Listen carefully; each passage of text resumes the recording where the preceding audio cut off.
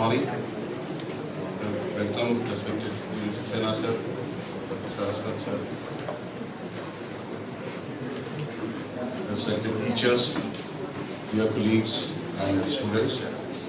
PGCRs are basically planned for mastering the basics for academic brilliance, to nurture the young minds, and these PGCRs will cover the basics and provide an approach to tackle the various problems. In the PGCRs, we have done 2 PGCRs earlier, and Dr. Anand Nare sir, Associate Professor, Department of Hepatobiliary Surgery and Liver Transplant. The mentor for today's PGCR is Dr. Karan Kumar.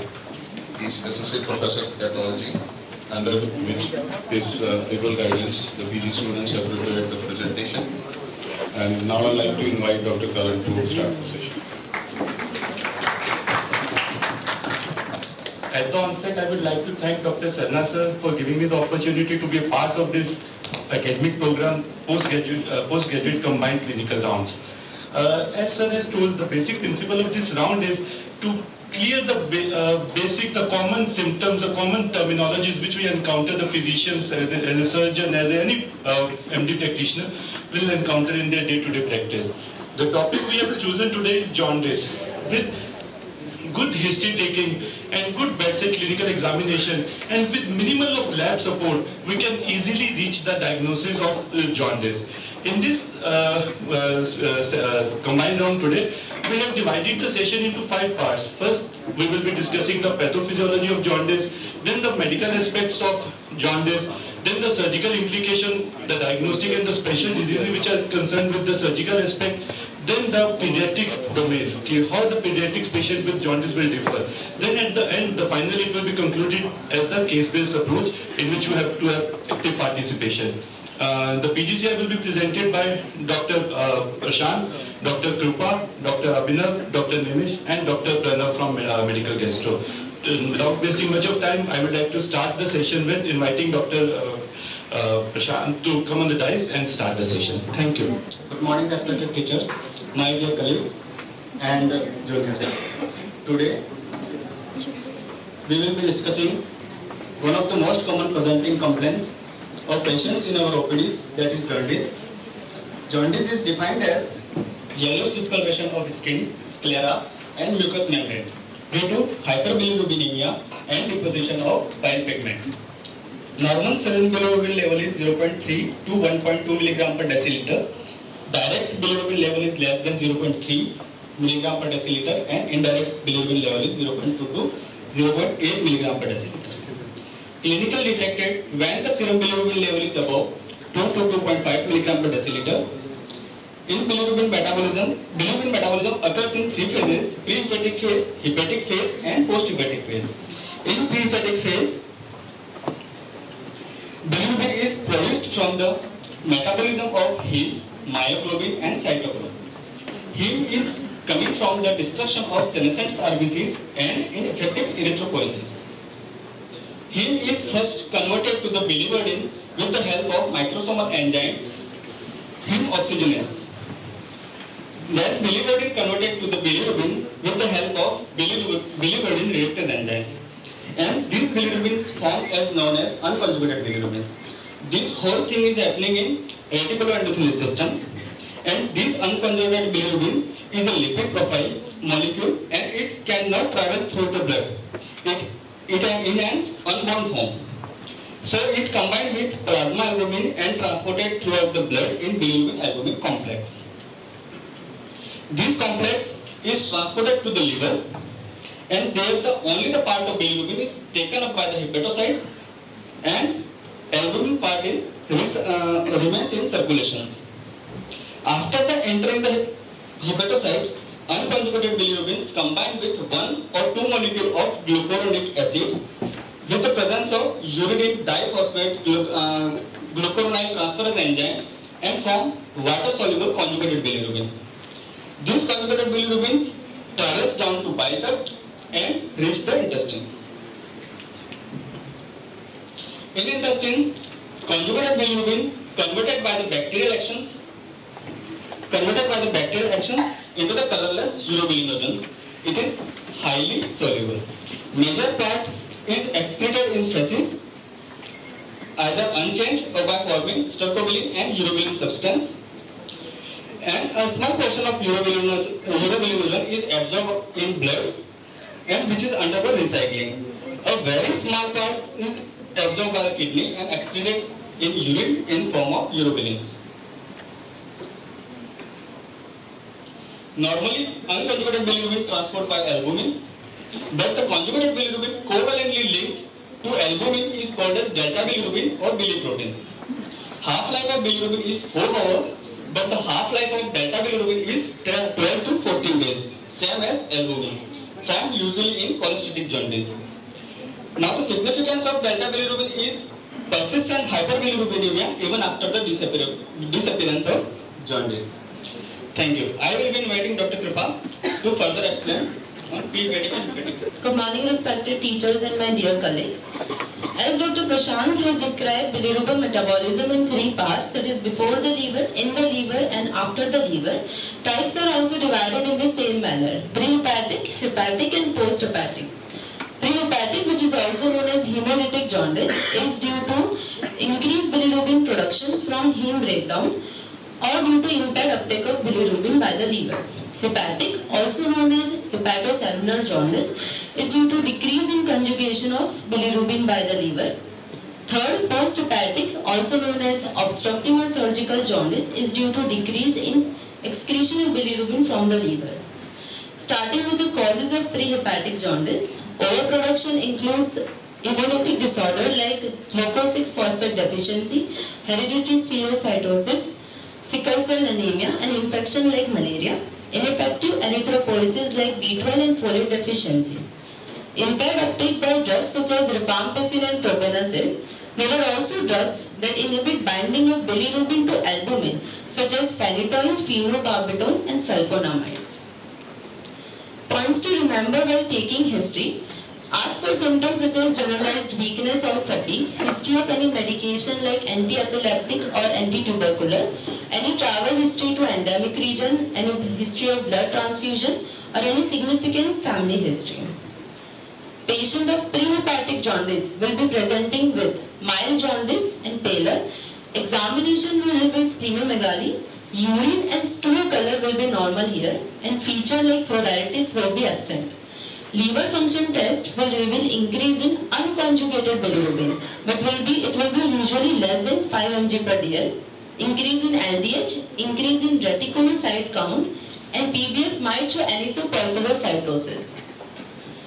Further, I will be discussing about the hepatocellular jaundice. Causes are majorly divided into 4 parts: infective, toxins, metabolic, and other types.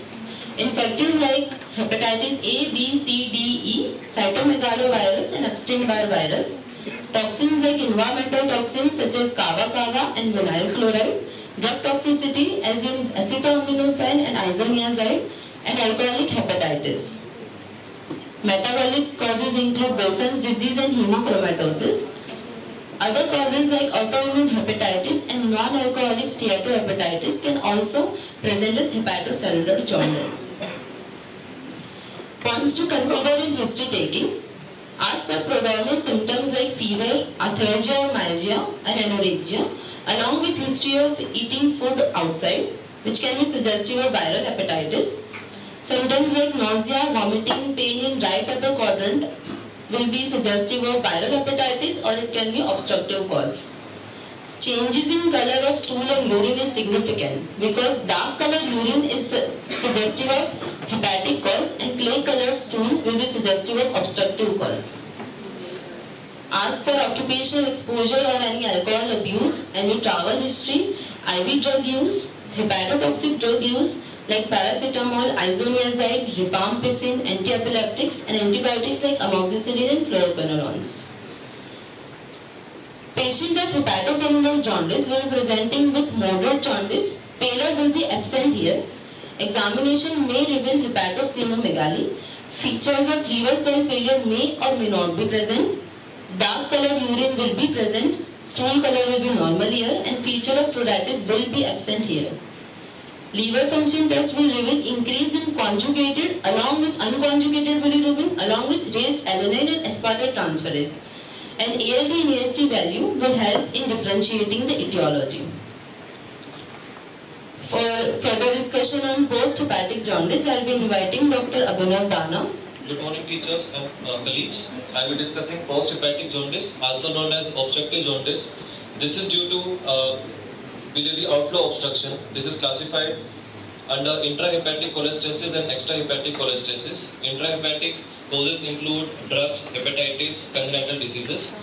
Surgeons mainly focus on extrahepatic cholestasis, which are further classified on the basis of location of pathology in biliary tree.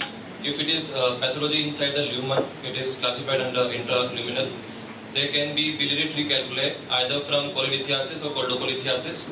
There can be infestations of Ascaris worm, hydatid cyst or liver fluke. Causes arising inside the bone can be congenital like biliary atresia, coldocol cyst. Inflammatory causes like cholangitis. Neoplastic causes like cholangiocarcinoma and Klatskin tumor or bile duct stricture. Pressure from outside can cause obstruction to the flow of bile. That can be due to benign cause like pancreatitis or malignant cause like carcinoma, gallbladder, periampullary carcinoma, CA head of pancreas or nodes at cortex fatis. While evaluating a jaundice patient, we will take a proper history.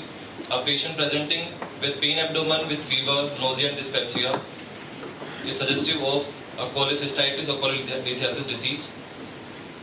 Patient with intermittent pain, fever, jaundice is classically known as Charcot Stride, is seen in cholangitis. A loss of appetite and weight loss is a sign of chronic disease, and here we will suspect malignancy. We will also take history of pruritus, color of urine which will be dark in obstructive jaundice, type of stool which can be pale, bulky and fat-rich stools. We will also take history of any prior ERCP, stenting or any surgical interventions. After history, we will move to examination. While doing examination, we will assess for higher mental functions, whether patient is oriented or conscious or not. We will note his build and nourishment. Any muscle wasting, cachexia is suggestive of chronic disease.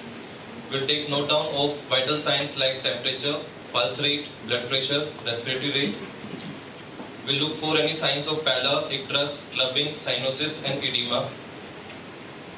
Can anyone tell me which all sites pallor can be seen at? Which all places do you look for pallor, icterus?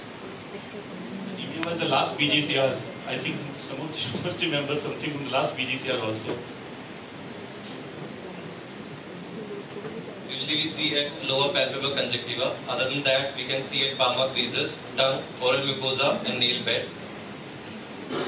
Icterus is defined as yellowing of sclera, a sign of a jaundice. It can be seen at sclera, sublingual mucosa, oral cavity, palm and soles, and skin. We will move to per abdomen examination. First, we will start with inspection. We will look for shape and contour of the abdomen. A normal shape is scaphoid in shape, but abdomen can be distended. That can be due to fat, feces, flatus, fetus, or fluid. A fat and fluid should be differentiated, and shape of umbilicus can help that. Normally, umbilicus is inverted in shape, but if in a case of intra-abdominal fluid, it will be everted. Any swelling on one side of umbilicus will shift it to the other side. We'll also look for any visible swelling, mass, and describe them in its size, extent, and movement with respiration. We'll also look for superficial veins. As we can look this diagram, caput medusae is shown, which is dilated superficial veins around the umbilicus and direction is away from the umbilicus. It's a sign in portal hypertension.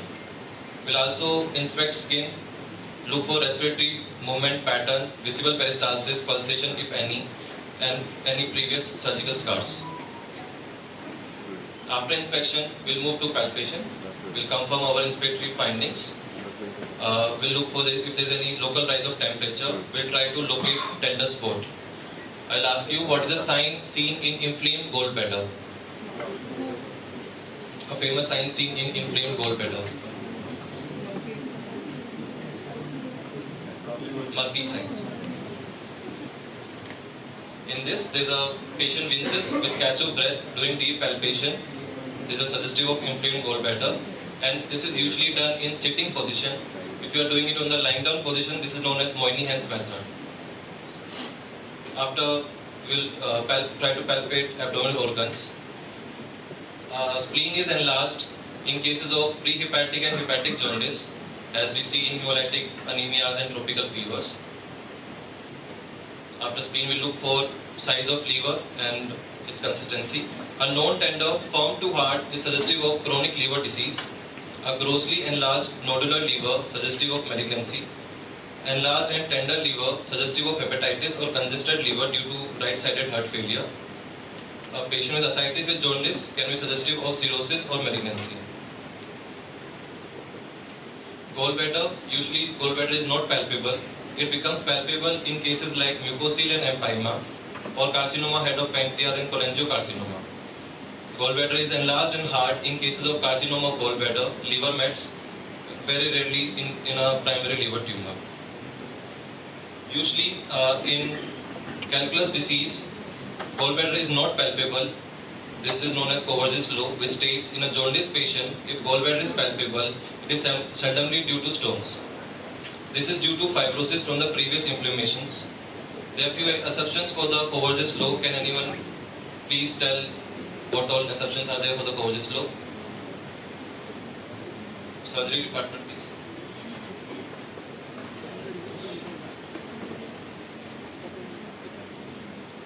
There are few assumptions like double infection of stones, that is one at cystic duct, other in the CVD.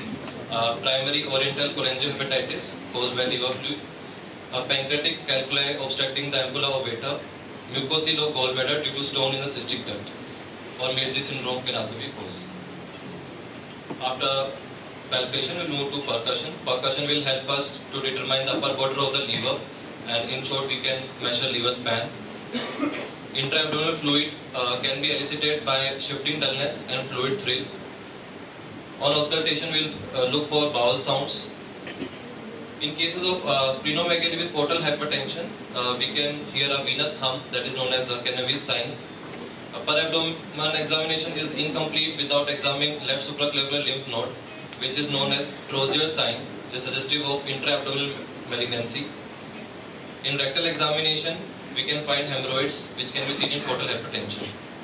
Now I will invite Dr. Nimish to carry on. Types of jaundice in newborn can be divided into 4 subcategories: physiological jaundice, breast milk jaundice, breastfeeding jaundice, and pathological jaundice. Physiological jaundice in infants has a natural trend according to days of life. It increases and decreases and settles at around 14 days of life. Anything under the curve is considered physiological, and anything above or beyond the curve is considered pathological. Physiological jaundice is also called as icterus neonatum. Nearly 60% of all term and almost all preterm newborns develop jaundice.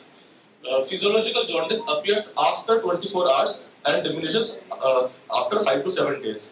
There are certain causes: increased load of bilirubin to be metabolized by the liver and transition of bilirubin metabolism.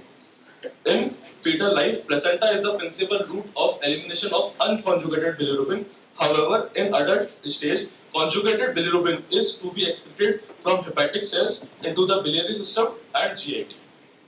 Breast milk jaundice is increased unconjugated bilirubin in breastfed infants. It usually develops after 7 days.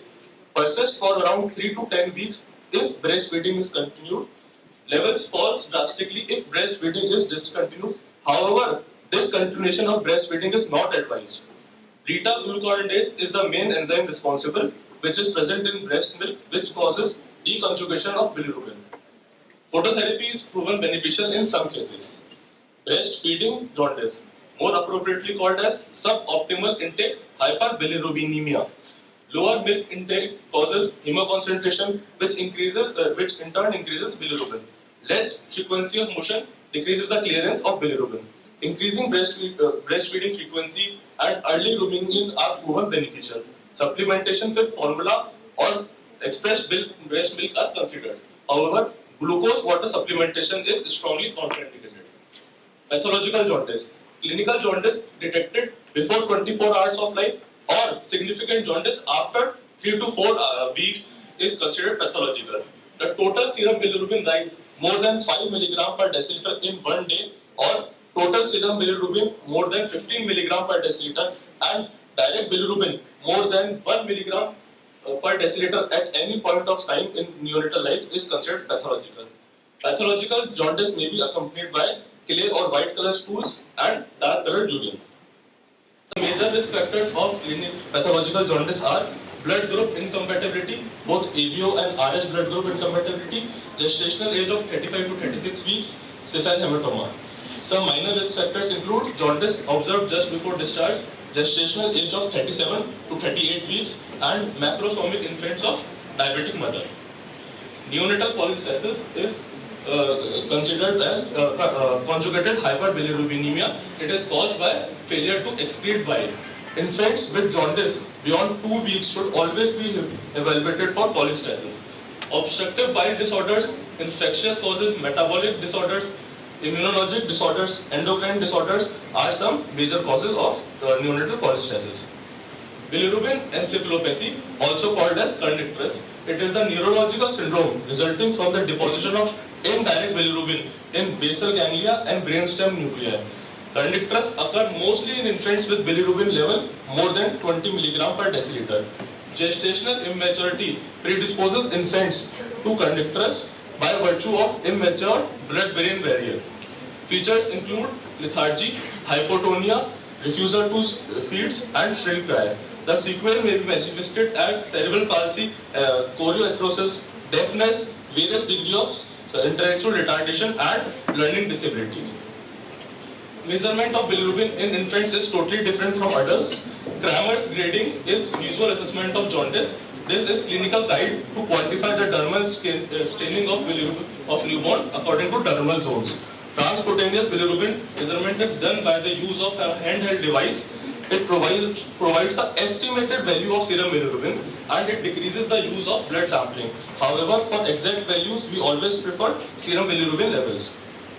Treatment modality depends on the level of serum bilirubin and days of life of infant. Main treatment modalities include phototherapy, blood exchange transfusion, and IVIG injection.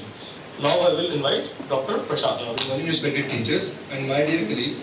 As we have already discussed about the basics of jaundice, I will be discussing about approach to a patient who presents to in a OPD with jaundice. So, history taking is an essential tool for a physician while evaluating a patient of jaundice. We should inquire for history of pruritus, which occurs due to excess of bile salt deposition in the serum, causing the release of histamine, which is seen both in intrahepatic cholestasis as well as extrahepatic cholestasis. We should inquire for associated symptoms like fever, malaise, pain abdomen, significant weight loss, anorexia, or any abdominal lump indicating a malignant etiology. We should inquire for detailed family history of liver disease, genetic disorders, hemolytic disorders, alcohol intake, gut history, and any history of sexual contact. We should also inquire for history of blood transfusions, IV drug abuse, needle stick injury, history of tattooing, and if the patient is undergoing hemodialysis. We should take a detailed history regarding the onset and the progression of jaundice. That is very important because abrupt onset is indicative of etiologies like viral hepatitis, acute liver failure, drug-induced hepatotoxicity, and choledocholithiasis, whereas an insidious onset with slow progression is indicative of malignant obstruction of the bile duct. While examining the patient, we should look for the presence of splenomegaly, which is indicative of infections, which is seen in infections, infiltrated disease, chronic liver disease. A palpable distended gallbladder points towards a malignant biliary obstruction. Asterixis is seen both in fulminant hepatic failure as well as in end-stage liver disease. Associated features of fever, jaundice, and pain abdomen means the Charcot triad is indicative that the patient is in cholangitis. While examining the patient, we should also look for stigmata of chronic liver disease, which includes jaundice, parotid enlargement, palmar edema, Dupuytren contracture, leukonychia, gynecomastia in males, and breast atrophy in females, spider nevi, dilated veins, and testicular atrophy. So, as we already know that the jaundice has been classified into pre-hepatic, hepatic, and post-hepatic, we have various parameters by which we can differentiate the three. The first parameter is bilirubin. Pre-hepatic jaundice is having predominantly unconjugated hyperbilirubinemia, whereas post-hepatic is having predominantly conjugated hyperbilirubinemia. On the basis of urinary bilirubin levels, it is absent in case of pre-hepatic jaundice, whereas it is present in large amount in case of post-hepatic jaundice. On the basis of urinary urobilin levels, they are increased in case of pre-hepatic jaundice and they are absent in case of post-hepatic jaundice. Urinary bile salts are absent in case of pre-hepatic jaundice and they are present in large amount in case of post-hepatic jaundice. Stools are acholic, that means clay colored in case of post-hepatic jaundice and they are normal in case of pre-hepatic and hepatic jaundice.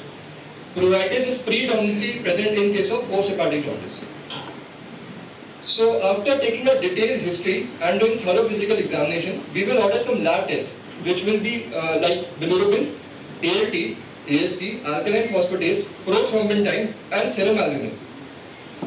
We have to see that if the patient is having isolated elevation of only serum bilirubin while rest of the liver enzymes, that is ALT, AST, alkaline phosphatase are normal, then we have to see whether the patient is having indirect hyperbilirubinemia or direct hyperbilirubinemia.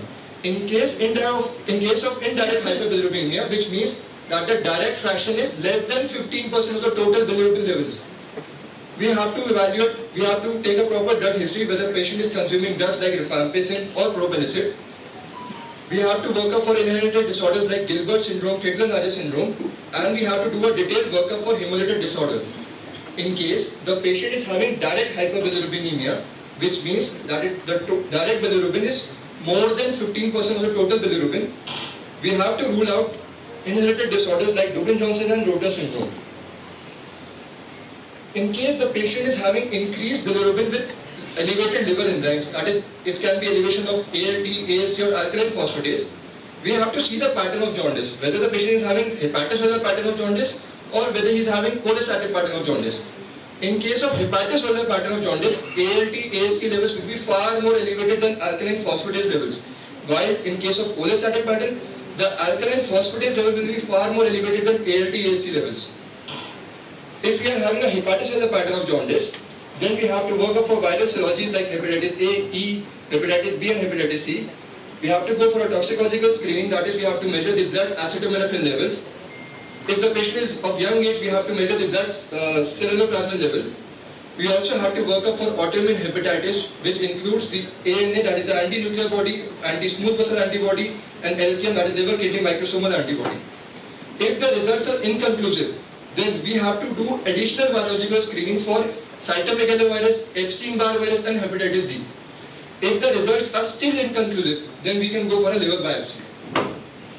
Now coming to the cholestatic pattern, where alkaline phosphatase levels are far more elevated than ALT, AST level, the first investigation that we will order is the most common radiological investigation, that is ultrasound.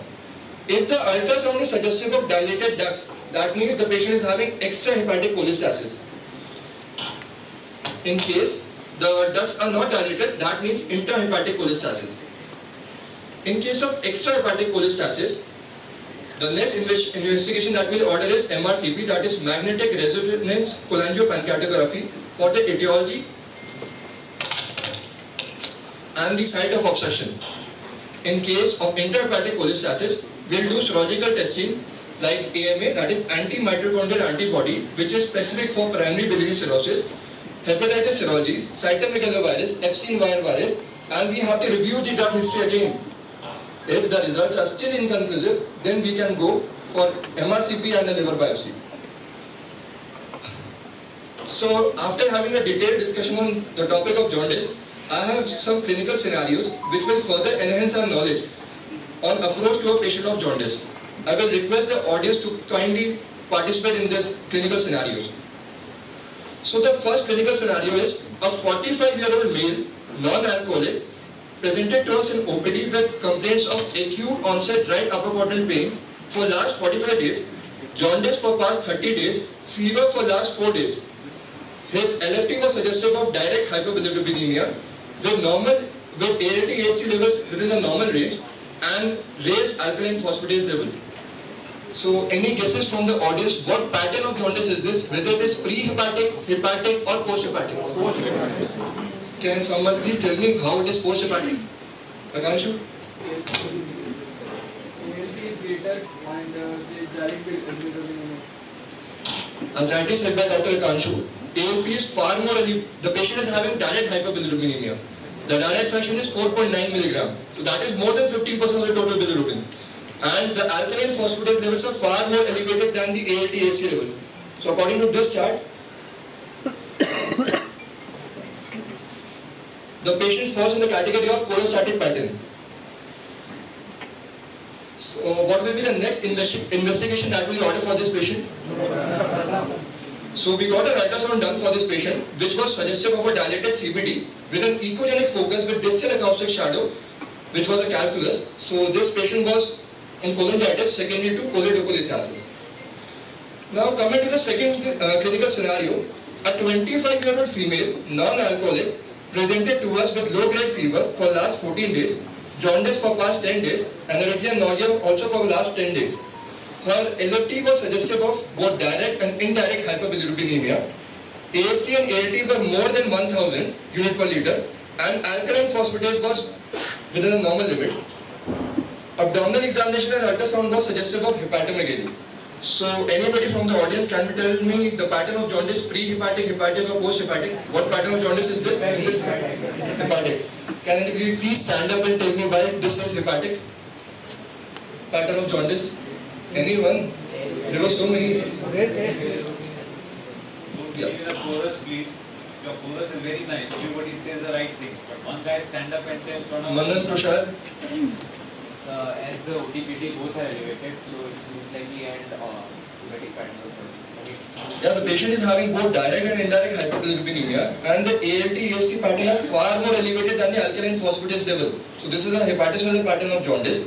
The patient was worked up, and she came out to be positive for hepatitis E. So this was a case of acute viral hepatitis. Just go back to the previous slide, Pranav. Yes. See, in the previous as well as in this case, you're only analyzing the LFT. Yes. How about the clinical picture? You mentioned about the clinical pointers for one or the other. I think in the previous as well as in this case, the fact that there is right upper quadrant pain with fever suggests that this could be extrahepatic biliary obstruction, which should be emphasized. Similarly, in the next patient, you have described a clear-cut prodrome, low-grade fever, anorexia, nausea, and so on. So this fits in with the prodrome and also mildly tender hepatomegaly. So I guess clinical impression first and corroborated or confirmed by biochemical. Yes. So coming to the third and the final clinical scenario of the day, a 28-year-old male, non-alcoholic, presented to us with complaints of generalized weakness, easy fatigability and dyspnea on exertion for last 45 days. His labs were suggestive of severe anemia as he was having the hemoglobin level of 6.7 gram per deciliter with raised LDH levels, reduced haptoglobin levels and increased urinary urobilin levels. His LFT was suggestive of indirect hyperbilirubinemia with a level of 10 mg per deciliter. Abdominal examination and ultrasound was suggestive of hepatosplenomegaly. So anybody from the audience can tell me the pattern of jaundice? Pre-hepatic. Can you just please stand up and tell me how it is pre-hepatic?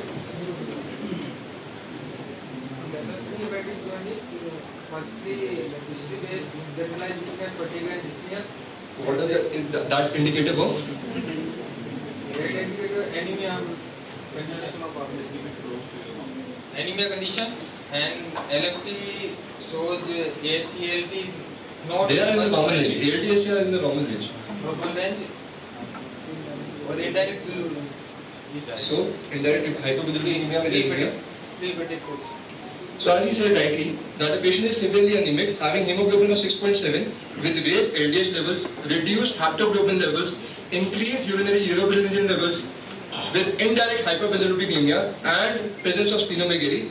So this is a case of pre-hepatic jaundice. This patient was worked up and he came out to be positive for Coombs test, and this was a case of autoimmune hemolytic anemia. Thank you.